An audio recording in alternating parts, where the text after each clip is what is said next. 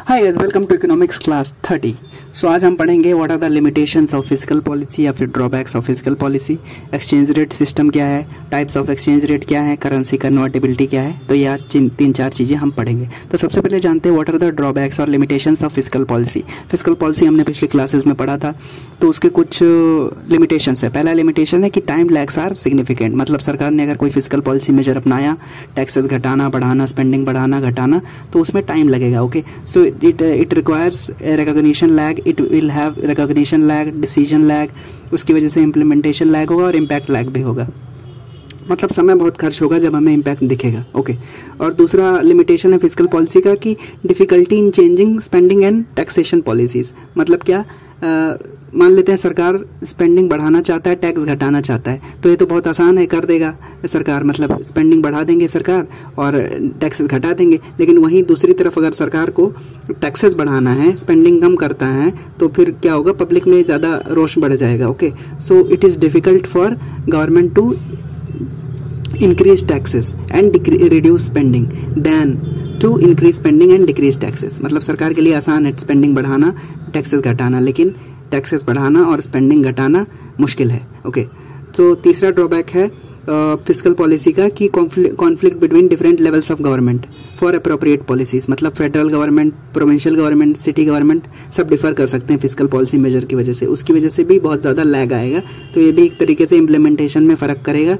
तो वो भी एक तरीके से ड्रॉबैक हुआ, नेगेटिव हुआ हमारी फिजिकल पॉलिसी के लिए। चौथा लिमिटेशन है फिजिकल पॉलिसी का कि crowding out of private investment. मतलब फिजिकल पॉलिसी का अपनाने के लिए अगर सरकार स्पेंडिंग बहुत करता है तो वो उसके लिए लोन लेगा, भारत सरकार मार्केट से सरकार लोन उठाएगा या तो फॉरेन बोरोइंग करेगा फॉरेन गवर्नमेंट से। तो इसकी वजह से क्या होगा, अगर सरकार ने प्राइवेट सेक्टर मतलब अपने देश के अंदर से ही मार्केट बोरोइंग कर ली, तो प्राइवेट कंपनीज के लिए कम पैसे बचेंगे ना खींचने के लिए, लोन लेने के लिए। तो इसकी वजह से प्राइवेट इन्वेस्टमेंट, प्राइवेट सेक्टर वाले कहेंगे कि हमारे लिए तो इंटरेस्ट रेट बढ़ गए भाई, हमको पैसे कम बचे हैं क्योंकि सरकार ने सब लोन ले लिया और हमारे लिए अभी कम पैसे बचे हैं, तो इंटरेस्ट रेट बढ़ा के हमको दे रहे हैं बैंक्स। तो इसकी वजह से प्राइवेट सेक्टर सोचेगा हमारे लिए ब्याज बढ़ गया तो छोड़ो जाने दो, ज़्यादा इन्वेस्टमेंट नहीं करेंगे। तो इसकी वजह से भी that will lead to crowding out of private investment। मतलब प्राइवेट इन्वेस्टर सोचेगा छोड़ो जाने दो, कम इन्वेस्ट करते हैं या नहीं इन्वेस्ट करते हैं। तो that is also a limitation of fiscal policy।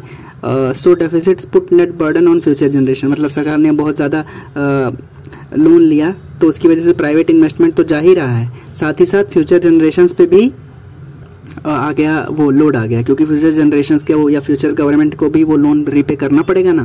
तो फॉरेन गवर्नमेंट ओन डेब्ट removes capital from the economy. मतलब अगर सरकार ने स्पेंडिंग करने के लिए, अपनी एक्सपेंडिचर करने के लिए भारत मार्केट बोरोइंग की, तो प्राइवेट सेक्टर नहीं इन्वेस्ट कर पाएंगे आगे जाकर, तो उसके लिए भी इंडिया की ग्रोथ अफेक्ट होगी। साथ ही साथ अगर सरकार ने फॉरेन गवर्नमेंट से लोन लिया तो हमारे लिए डेट बढ़ जाएगा, तो अभी फ्यूचर में पे करना तो और ज़्यादा पैसे पे करने रहेंगे, तो उसकी वजह से भी इकोनॉमी के अंदर से कैपिटल बाहर की तरफ जाएगा, तो भी नुकसान है फिजिकल पॉलिसी के लिए। Okay, so physical policy can also lead to crowding out of private investment, मतलब या फिर रिमूवल ऑफ प्राइवेट इन्वेस्टमेंट या फिर reduction in private investment.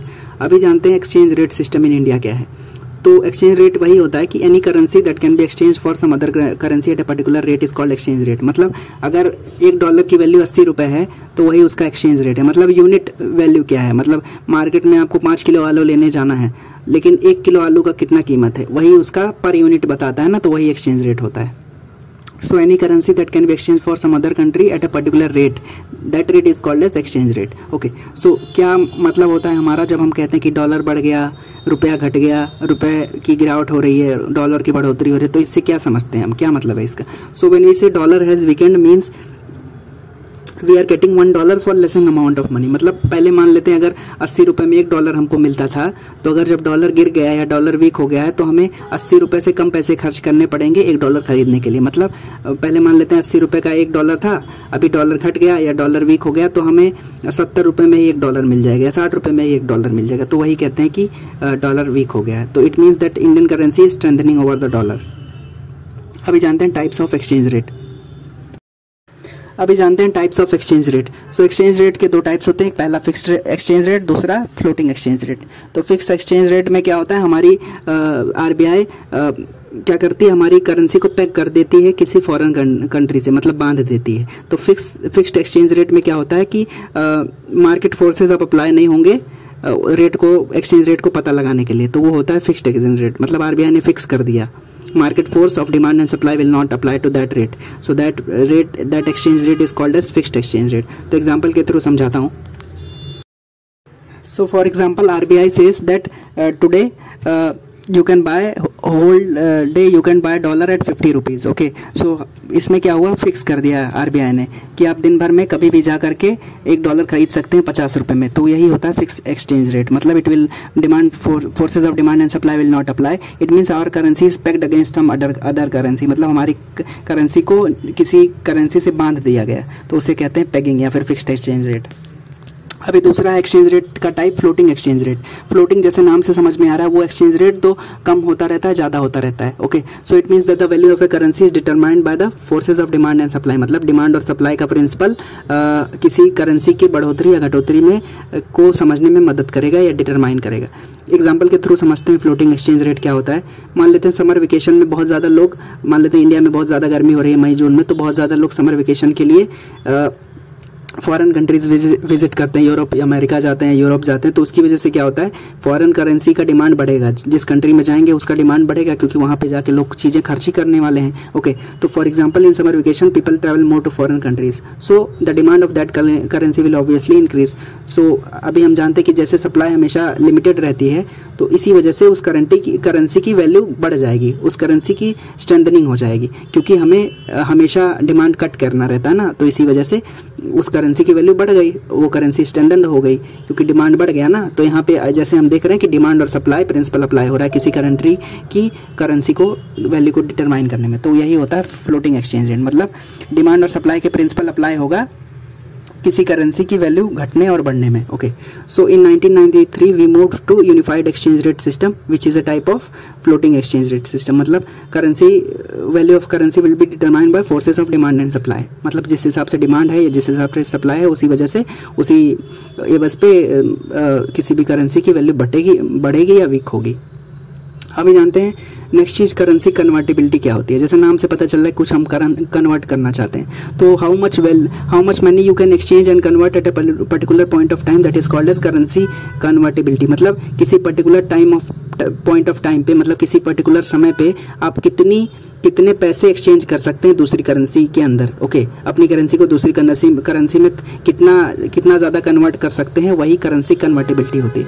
So ease with which a country's currency can be converted into gold or other currency is called as currency convertibility। मतलब कितने आसानी से आप अपनी कंट्री की करेंसी को गोल्ड में कन्वर्ट कर सकते हैं या किसी और यूरो में कन्वर्ट कर सकते हैं या डॉलर में कन्वर्ट कर सकते हैं, वही होता है करेंसी कन्वर्टिबिलिटी।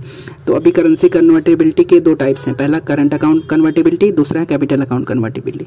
सो जो करंट अकाउंट कन्वर्टिबिलिटी होता है ना, कि आप अपनी करेंसी को दूसरी करेंसी में कन्वर्ट करना चाहते हैं, गोल्ड में कन्वर्ट करना चाहते हैं, वो करंट अकाउंट है। मतलब it is related to short term transaction. Okay, so it is related to import and export of goods and services। तो जब भी गुड्स और सर्विसेज का इंपोर्ट या एक्सपोर्ट होगा, आदान प्रदान होगा, तो वो शॉर्ट टर्म ट्रांजैक्शन में होगा, और उस केस में हम करंट अकाउंट कन्वर्टिबिलिटी करेंगे। मतलब in India current account convertibility is fully convertible। okay, so the government will fully allow for conversion under current account। मतलब अगर शॉर्ट टर्म इंपोर्ट या एक्सपोर्ट हो रहा है, तो उसके अंदर जो पैसे आने हैं, जाने या किसी करेंसी में कन्वर्ट होने हैं, तो वो आसानी से पूरे के पूरे कन्वर्ट हो जाएंगे। तो current account is fully convertible in our country. वही दूसरी तरफ capital account convertibility partially convertible है। ओके, मतलब कैपिटल अकाउंट मतलब जो हैवी इन्वेस्टमेंट होते हैं ना, हैवी, तो उसको हम नहीं कर सकते पूरी तरीके से अपनी करेंसी से दूसरी करेंसी में कन्वर्ट, क्योंकि large convertibility of rupee into dollar destabilize our economy and weaken the rupee. Okay, क्योंकि अचानक से डॉलर की वैल्यू बहुत ज़्यादा बढ़ जाएगी। इसी वजह से reasons why government is making these constraints is like sometimes we may not have adequate reserves to deal with such type of convertibility. मतलब करंट अकाउंट कन्वर्टिबिलिटी तो शॉर्ट टर्म के लिए रहती है, छोटी रहती है, तो पूरा कन्वर्ट कर देते हैं दूसरी करेंसी में। लेकिन कैपिटल अकाउंट कन्वर्टिबिलिटी जो रहती है वो शॉर्ट टर्म की नहीं रहती है, लॉन्ग टर्म के लिए रहती है और ज़्यादा हैवी वैल्यू रहती है। तो इसी वजह से कैपिटल अकाउंट जो कन्वर्टिबिलिटी है इट इज़ पार्शली कन्वर्टेबल, क्योंकि अगर पूरा कन्वर्ट कर देंगे तो हमारे रिजर्व्स पे खतरा हो जाएगा, कि because we may not have adequate reserves ना to convert our currency into some euro और डॉलर, क्योंकि सारा का सारा हम अगर कन्वर्ट कर देंगे तो हम अपना इंपोर्ट बिल कैसे देंगे। तो इसी वजह से capital account convertibility is partially convertible in our country. Because fully convertible कर देंगे तो हमारी रुपी वीकन हो जाएगी, डिस्टेबलाइज हो सकती है economy. Okay, so these were the few things in today's class. I have you understood it. Thank you so much for watching. Bye bye.